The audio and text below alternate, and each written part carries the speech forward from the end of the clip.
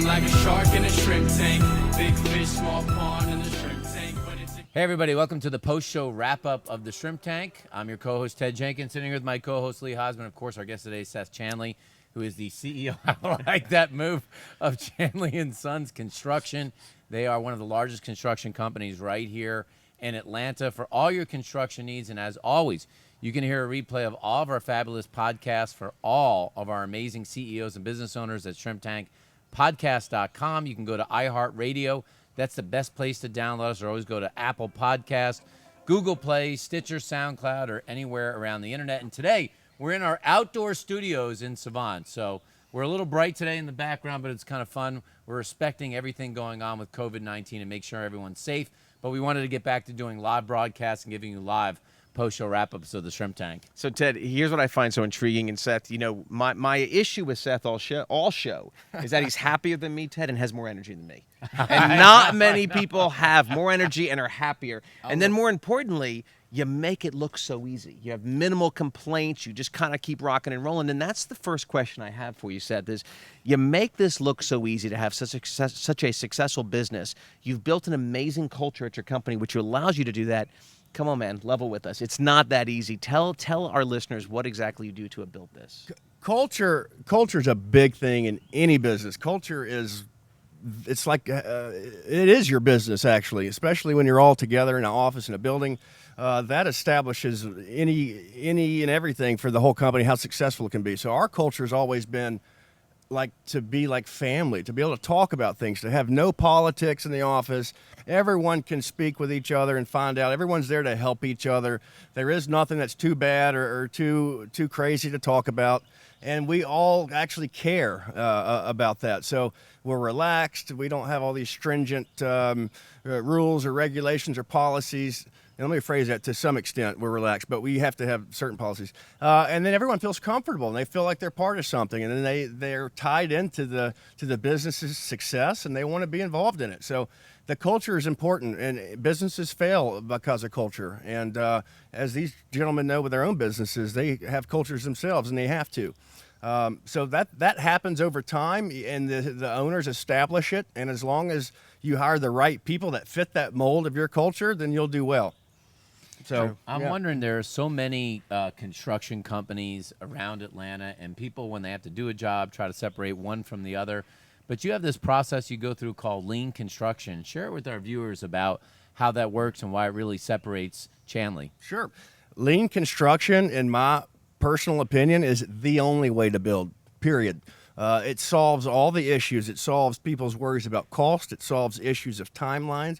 It solves issues of delays. It solves the issues of a design that's designed too expensive, how long the whole process takes from start to finish, the clarity of projects. I mean, it's just all a simple method that, you know, if you really think about it, should be the only way construction's built.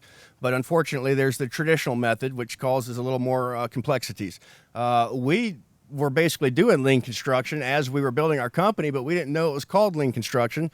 And it always worked for us because the clients were happier. Everyone knew everything. So the basis of lean are that the team is designed from day one. It's not, you know, some client goes off, hires an architect. They do whatever they want, find a builder to try to make their dream come true. But unfortunately, it costs twice as much. That doesn't happen. That's the traditional method. Everyone's in a team. Everyone's there for the owner to fit their needs, period, and to do it right the first time. That's lean construction. So during COVID, you guys have actually blown up. You know, a lot of businesses have had problems during this time. They're trying to pivot, of course, but your business has exploded. Where do you go next? That's a great question. What I think going next, we're actually building our new facility that's going to be a lot bigger than our current. There's really, the sky's the limit. So that becomes, that is a question, obviously. What are you really trying to do? What do you really want? And I don't think there's a stopping point to it. As long as it's managed well and we grow correctly, who knows? I mean, sky's the limit. So we may do more self-development in-house because we're starting to play with some of that. So we build for ourselves, own the properties, lease them, sell them, fill them up or sell them. We're playing with that a little bit, so that's kind of cool. We've also got into the restaurant business and bar business through COVID, which sounds crazy, I know. A lot of people would think you're crazy to try to open a bar restaurant right now, but the bar restaurant that we're involved in is a concept that's never been heard of before. That's hands-off, robotic, and computerized type of food control. So there's no people in the back kitchen, dropping your patty on the floor or anything else. So it's super clean, and it's the restaurant of the future, and I actually believe in it. Yeah, I think since the quarantine, I think people need restaurants and bars actually more than ever right now. And if you look at the rest of the country, things are starting to open up. So I think you're in the right fashion. I will tell you guys out there real quick before I ask you how to get in touch with your organization.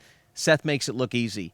It starts from the top, and he's right about the culture, but I've spent an hour with this gentleman today, and I'm already motivated by him. I would absolutely work at his organization. So it all starts from the top, and it starts for you as the business owner and how you build your culture. So that's true. I agree with you 100%. Seth, tell our listeners how they get in touch with you and if they need any construction practice for their business. Anything you need, you can find us online at chandlee.com. That's like Chandler, but 2 E's.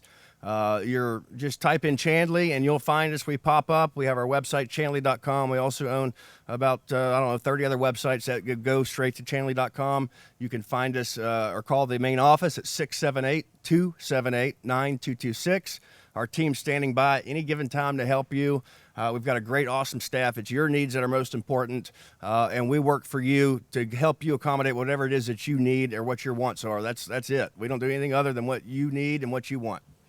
Well, folks, it's like Seth talked about on our podcast with Lee and I today, that if it can be drawn, it can be built. And so where you have to start in your business is with the drawing. That is the blueprint.